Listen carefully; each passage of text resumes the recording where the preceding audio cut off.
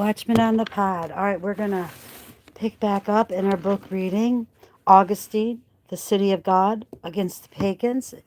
And I just want to remind you it was written in the late 300s and edited by R.W. Dyson. We are in Book 5. Preface. It is clear, then, that felicity consists in the full attainment of all desirable things. It is not a goddess, however, but a gift of God. Therefore, no god should be worshipped by men except one who is able to bestow felicity on them. Hence, if felicity itself were a goddess, we might fairly say that felicity alone would be the proper object of worship. But only God can confer those blessings which can be received even by men who are not good, and who, therefore, do not have felicity. Now, therefore, let us consider why he willed that the Roman Empire should be so great and so enduring. For we have already argued at length that the great number of false gods whom the Romans worshipped did not accomplish this, and we shall continue to say this wherever it seems appropriate to do so. Chapter 1. That the cause of the Roman Empire and of all kingdoms is not mere chance, nor does it consist in the position of the stars. According to the judgment or opinion of some, things happen by chance, when they have no cause, or no cause arising from a rational order, and by fate, when they come about not by the will of God or men, but as a result of a necessary sequence. The cause of the greatness of the Roman Empire is therefore neither chance nor fate, for it is beyond doubt that human kingdoms are established by divine providence. If anyone attributes them to fate because he uses the term fate to mean the will or power of God, let him do this judgment, but correct his language. But why does he not say from the first that he will say what he will say later when someone asks him what he means by fate? For when men hear this word, it is used in ordinary speech, they understand it to mean nothing other than the force exerted by the position of the stars when anyone is born or conceived. Some distinguish this from the will of God, while others affirm that it indeed depends upon his will. Those, however, whose opinion it is that the stars determine what we do, or what goods we have, or what evils we shall suffer, independently of the will of God, must be refused a hearing by all, not only by those who hold to the true religion, but also by those who chose to be worshippers of gods of any kind, even false ones. For what does this opinion imply, if not that we need worship or petition no God whatsoever? Our argument is not, however, directed against persons who hold this view, but against those who, in defense of those beings whom they suppose to be gods, oppose the Christian religion. As for those who argue that the position of the stars depend upon the will of God, while, in turn, the stars in some sense decree what sort of man each shall be, and what good or evil shall come his way, they do heaven a great injustice if they believe that the supreme power has handed over to the stars the power to make whatever decrees they wish.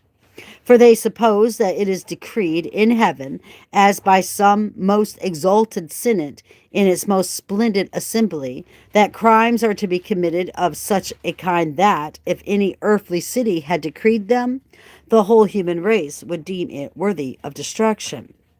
Moreover, what scope is left to the judgment of God, who is Lord of both stars and men, in relation to the deeds of men, if a celestial necessity is assigned to those deeds? Alternatively, if they say that the stars, though they have received a certain power from the supreme God, do not make decrees according to their own will, but simply fulfill his commands in imposing such necessities upon men, are we, then, to believe of God himself precisely what it seemed unworthy that we should believe concerning the will of the stars? It may, of course, be said that the stars only signify these things, but do not affect them, so that the position of the stars is a kind of communication foretelling, but not causing the future. And men of no learning have indeed held this view. The astrologers do not, however, usually say that. For example, Mars in this position signifies a homicide. Rather, they say causes a homicide. Let us concede that this confusion may be due to no more than the fact that these persons do not speak as clearly as they should and do not emulate the philosopher's accuracy of speech when they announce those things which they think they find in the position of the stars. Even so, however, is it that they have never been able to tell us why so great a degree of difference arises in the lives of twins with respect to their actions. What happens to them? Their professions, trades, achievements, and indeed all the other things pertaining to human life, even to their deaths. For it is often true with regard to these things that many complete strangers resemble them more closely than they resemble each other, even though at their birth the twins were separated by a very small interval of time, and at their conception begotten in a single moment by the one act of intercourse.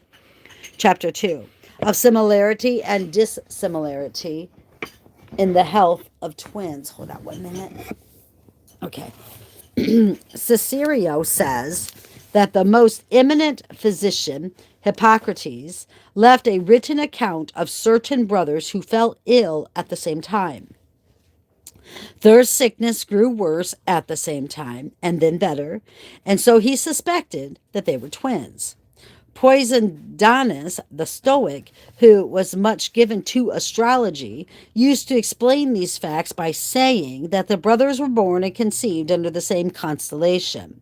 Thus, what the physician believed to be due to a similar physical constitution, the philosopher and astrologer attributed to the force and the constitution of the stars at the time when they were conceived and born. In this case, the conjecture of the physician is much more the acceptable and clearly the more credible. For the bodily condition of the parents at the time of intercourse might so influence the earliest beginning of the children at their conception that following their initial period of growth in their mother's body, they would be born with the same constitution. Then they would be nourished on the same food in the same house, where, as the art of medicine attests, the air, the location, and the virtue of the water would all have great influence on the good or bad health of the body. They would also be accustomed to the same kinds of exercise, and so their bodily condition would be so similar that the same causes would indeed have the effect of bringing about the same diseases at the same time. But to wish to infer the cause of such simultaneous illnesses from the disposition of the heavens or the stars at the time of conception or birth, this is certainly a vagary, when so many persons of such greatly diverse nations, whose deeds and fortunes differ so very widely, may have been conceived and born at the same time in one region of the earth while lying under the same sky. Again, we have known twins who not only had different occupations and migrated to different places, but who also suffered different kinds of illness. As to this, Hippocrates would furnish what seems to me to be the most straightforward explanation, that they might have come to differ from one another in health because of differences of nourishment and exercise, things which arise not from the condition of the body, but from the deliberate choice of the mind. If, however, we ask Poisondanus, who anyone else or anyone else who asserts that the stars have an influence on our fate, I should be surprised if he could find anything to say here unless he would wish to mislead the minds of the ignorant on matters of which they know nothing. Exponents of astrology endeavor to show that an interval of time, albeit a very small one, does indeed separate the birth of twins because of the minute division of the heavens where the notation of the hour is placed, which they call a horoscope. We reply, however, that this is either not sufficiently great to account for the diversity in will, actions, morals, and circumstances which is found in twins, or that it is too great to allow for the fact that twins are the same as each other in respect of their high or low estates. For the astrologers account for the greatest differences of this kind by citing nothing more than the hour at which someone was born. Hence, if one twin is born so soon after the other that the horoscope remains the same for each, then I suggest that everything in their lives should be the same. But twins of this kind can never be found. If, however, the horoscope is changed by the late arrival of the second twin, then I suggest that they must have different parents, which twins cannot have. Number 3, of the argument from the potter's wheel that Nigadus, the astrologer, devised to solve the problem of twins. It is useless, therefore, to adduce the famous story of the potter's wheel, which Nigadus is said to have given as his answer when taxed with this question of twins, and because of which he is called Figulus, which is potter. He spun a potter's wheel with all the force he could, and then, as it was turning, quickly touched it twice with black ink, supposedly in one place. But when the motion stopped, it was found that the marks which he had made were no small distance apart on the edge of the wheel. Thus, he says, considering the rapidity with which the heavens turn, even if a second twin were born as quickly after the first as I had made my second mark on the wheel, the difference would be very great in the vastness of heaven. Hence arise all the dissimilarities which may be found in the characters and circumstances of twins. This argument is more fragile than the pots made by the spinning of that wheel. For if a difference in the heavens, which cannot be perceived in the constellations, is of a significance so great that one twin may display inherited characteristics that the other does not, how, in the case of persons who are not twins, can the astrologers venture, when they have examined their constellations, to make pronouncements arising from this mystery that no one can observe and attribute them to the moment of birth?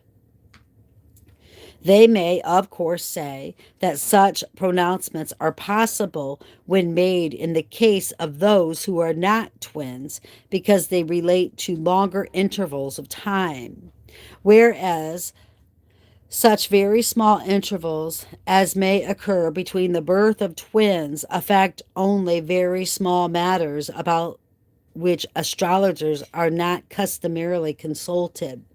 For who would consult them as to when he should sit down, when he should walk about, or when or what he should eat? How can they say this, however, when we can show that the characteristics, deeds, and circumstances of twins do, in fact, exhibit so many and such great differences?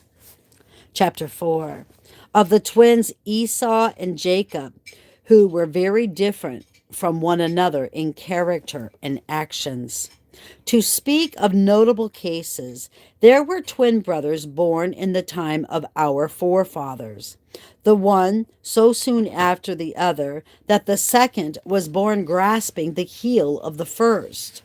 So great was the difference in their lives and characters, so great was the disparity of their deeds, and so great the difference in their parents' love for them, that the very contrast between them made them enemies of one another. Does this divergence also mean that while one was walking, the other would sit?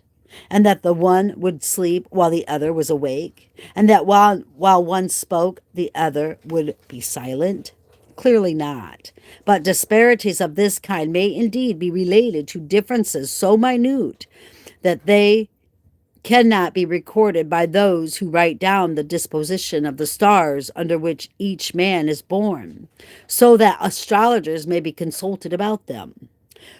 What, however, of the fact that one of the twins was led away into paid servitude and the other was not a servant?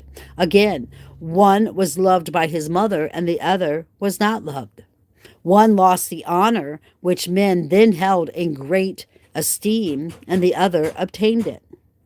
And what of their wives? What of their children? What of their property? How great was the difference?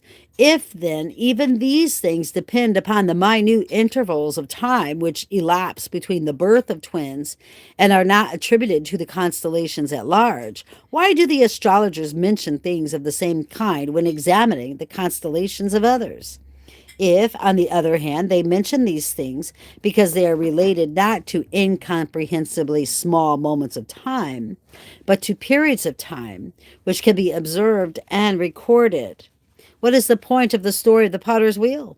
Is it to throw men who have hearts of clay into a spin so that the astrologers shall not be convicted by them of talking nonsense? Chapter 5. In what way the astrologers are convicted of professing a vain science. What then of those two brothers whose sickness appeared to grow worse and then better at the same time? From his medical examination of them, Hippocrates suspected that they were twins.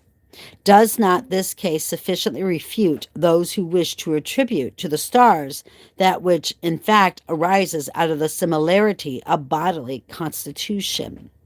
For given that they clearly could not both have been born simultaneously, why did they both become ill in the same way and at the same time, and not the one first and the other next, according to the order in which they were born? For if the small difference in the time of their birth changed the horoscope and introduced a difference into everything else, why was the similarity which they received from being conceived at the same time remained only in respect of their illnesses? Or if one's fate with regard to health depends upon conception, whereas everything else is said to depend upon the time of birth, the astrologers ought not to derive any pronouncement concerning health from an inspection of the constellations at birth, unless the hour of conception is also given for them for inspection. If, however, they claim to foretell illnesses without inspecting the horoscope of conception, because such illnesses are indicated by the moment of birth, how could they tell either of the twins when he would be ill from the horoscope of his birth, when the other also, who do not have the same horoscope of birth, must necessarily be ill at the same time? Next, I ask the following question.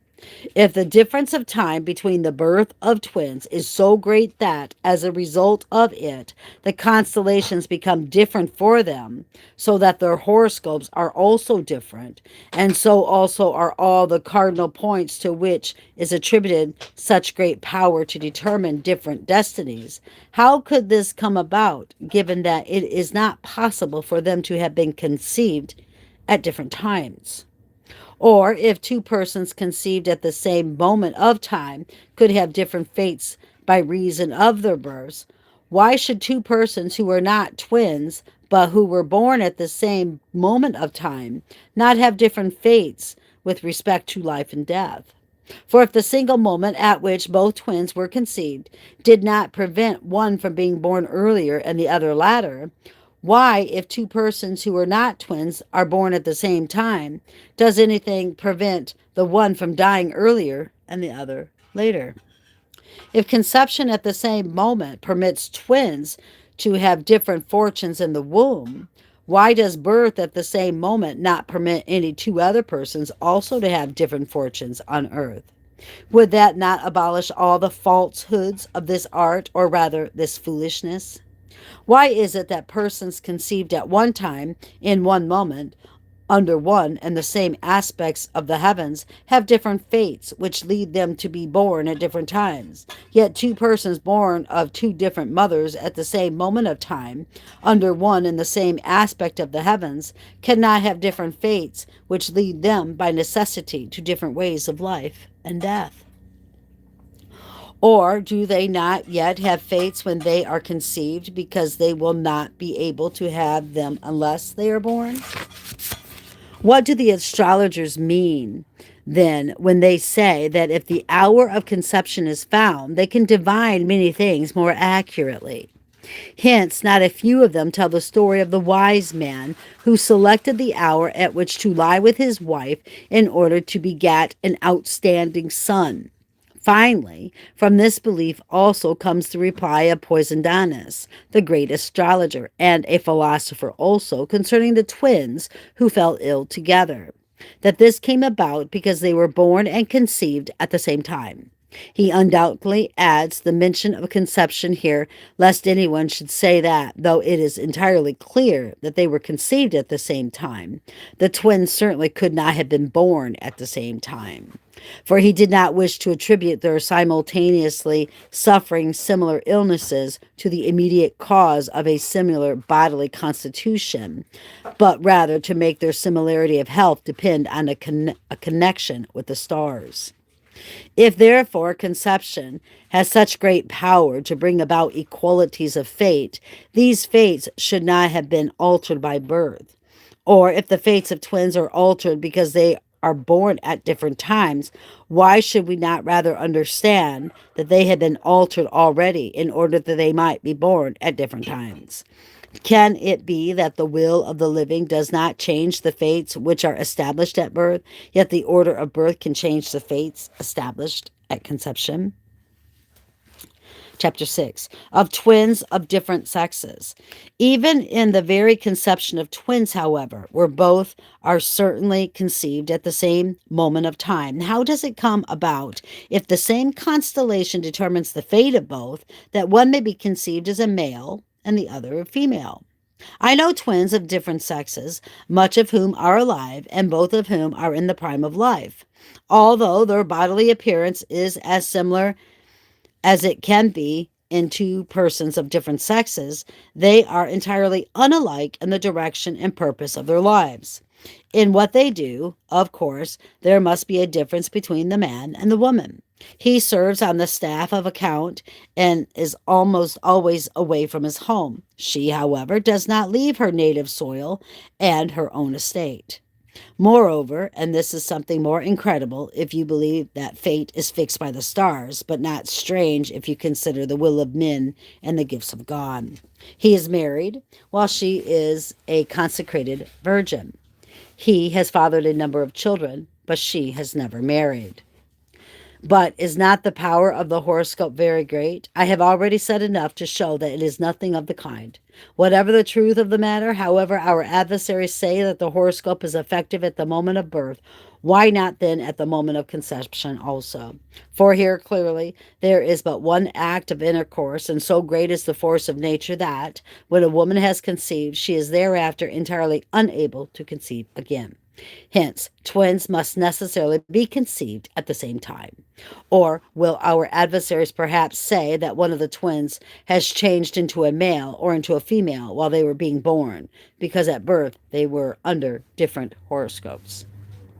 It is not wholly absurd to say that the stars have a certain influence in bringing about differences of a merely corporal kind. For example, we see that the seasons of the year change with the approach and receding of the sun, and that certain kinds of things grow and shrink with the waxing and waning of the moon, such as sea urchins and oysters and the wondrous tides of the ocean. The choices of the will, however, are not subject to the position of the stars. Accordingly, when the astrologers endeavor to link our actions to the stars, we are prompted to ask why their reasoning is not consistent even in relation to corporal matters. For what pertains more closely to a body than its sex? Yet twins of different sexes can be conceived under the same position of the stars. Hence, what greater folly can be affirmed or believed than that the position of the stars, exactly the same for both of them at the moment of conception, could not cause the sister not to have a different sex from that of the brother, with whom she shared the same constellation. Yet that the position of the stars at the hour of their birth could cause her to differ from him so widely in respect of her holy virginity. Chapter 7. Of the choice of a day for a marriage or for planting or sowing in the field. Moreover, who could accept that men create new fates for themselves by their choice of days on which to act?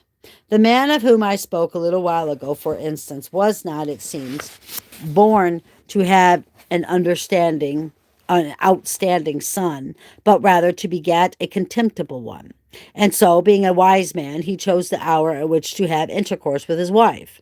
He therefore created a fate which he did not have before, and as a result of his act, there arose a fate which was not destined at his birth. What amazing folly!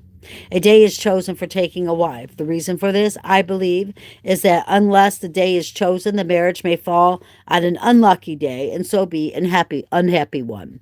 But where, then, is the destiny already decreed for the man by the stars when he was born? Or can a man change that which is already ordained for him by choosing a day? In which case, cannot another power again change the destiny which he has established by this choice of day? Again, if it is only men who are subject to the constellations and not everything that lies under heaven, why do men choose certain days as propitious for the planting of vines or trees or corn, and other days for the taming of beasts, or for letting in the males by whom the herds of mares and cows are to be made pregnant, and the other for such things? Men suppose that the choice of days is important in these matters because they believe that the possession of the stars, as it changes according to the different moments of time, has dominion over all earthly bodies and living things. In this case, then, let them consider what innumerable things are born or rise or begin at a particular point of time, yet have ends so different as to persuade any child that the observations of astrologers are laughable. For who is such a fool as to venture to say that all trees, all herbs, all beasts, serpents, birds, fish, and worms have each a different moment of birth? Yet men customarily do bring to the astrologers to test their skill the horoscopes of dumb animals, which they have discovered by diligently observing their birth at home. And they praise these astrologers above all others who, having inspected the constellations, pronounce that it is not a man, but an animal that has been born. They even dare to say what kind of animal it is, whether it is suitable to give wool, or to be ridden, or for plowing, or for guarding the house. They are even tested by questions about the fates of dogs, and their answers are greeted with great shouts of admiration. Some are foolish enough to believe that, when a man is born, the birth of all other creatures under the same region of the heavens is delayed, so that not even a fly is born at the same time as he. For if they admit the fly, then the process of reasoning will proceed step by step and lead them in small degrees from flies up to camels and elephants. Nor are they willing to notice this, that when a day has been chosen for the sowing of a field, many seeds come into the ground at the same time, germinate at the same time, and as the crops spring up, become green blades, mature, and ripen. Of the ears of this crop, however, all of which are, so to speak, equal to one another in age and germination, some are destroyed by mildew, others are stripped by birds, and others are plucked by men. How, then, will they say that all these had their different constellations when they see them coming to such diverse ends? Or will they now abandon the practice of choosing days for their various activities, and deny that such things are subject to the decree of heaven? Will they make only men subject to the stars, men to whom alone on earth God has given free will? Taking all these things into account, it is not unreasonable to believe that, when the astrologers do give very many wonderful answers, this is to be attributed to the hidden prompting of spirits far from good, whose care it is to sow and establish in the minds of men these false and noxious opinions concerning the influence of the stars on their fate.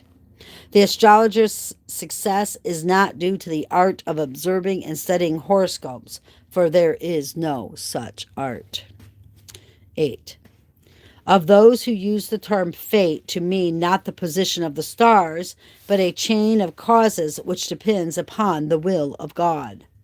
There are those who use the term fate to mean not the position of the stars as it is when any creature is conceived or born or begins, but the whole chain and series of causes according to which everything that happens happens.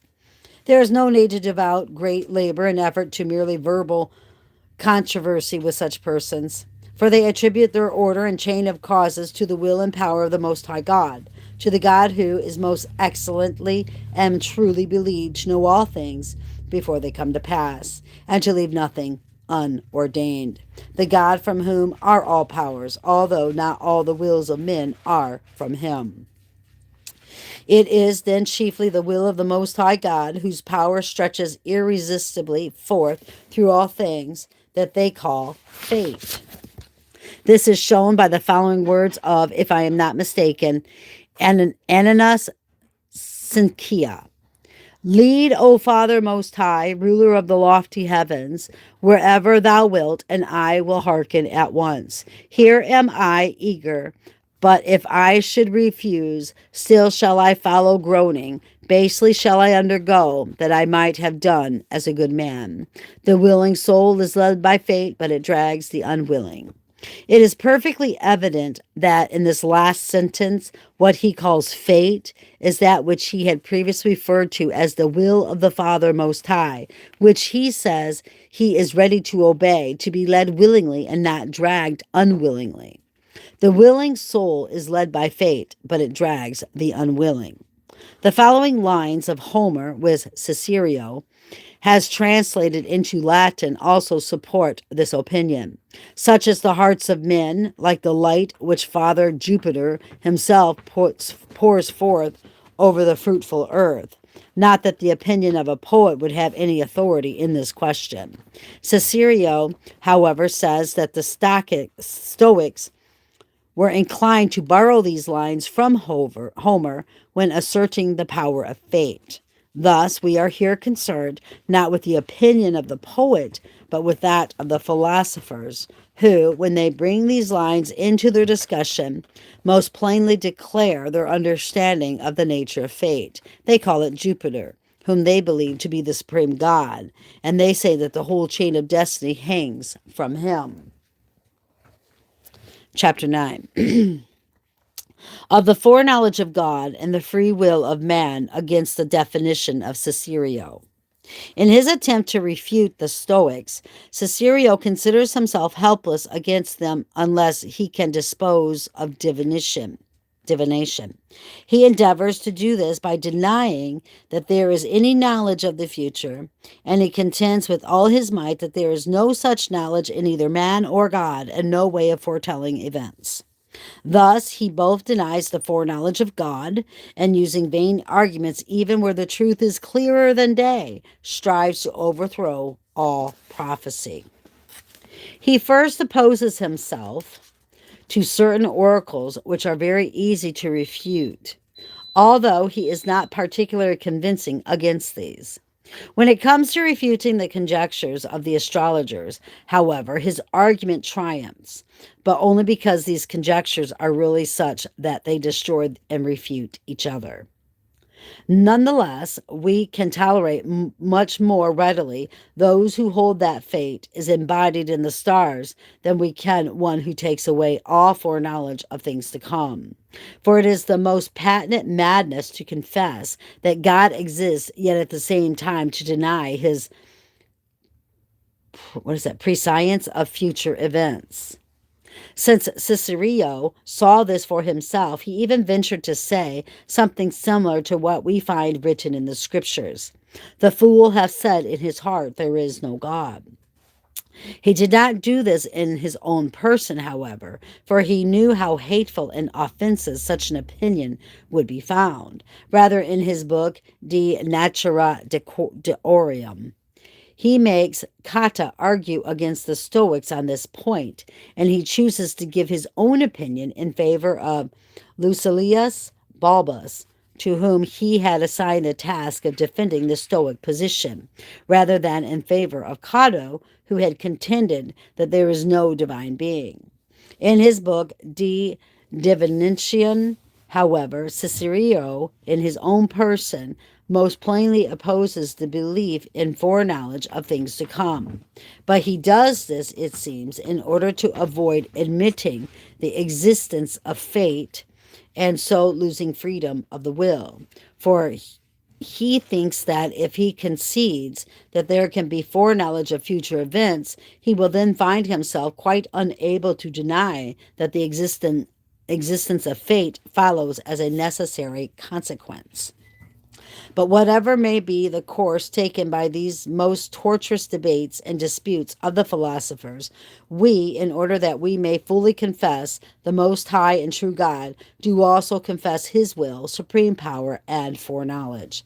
Let us fear that what we do by free will is not done by free will, because he whose foreknowledge cannot fail foreknew that we would do it.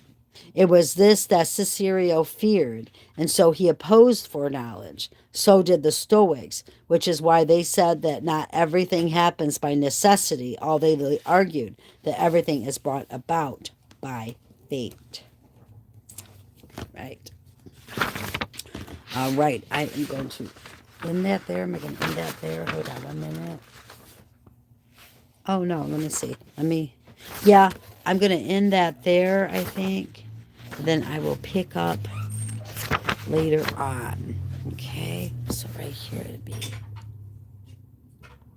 that. Is that right? Yeah. All right, so until next time, keep your eyes on Jesus and your nose in the book, which is the Word of God.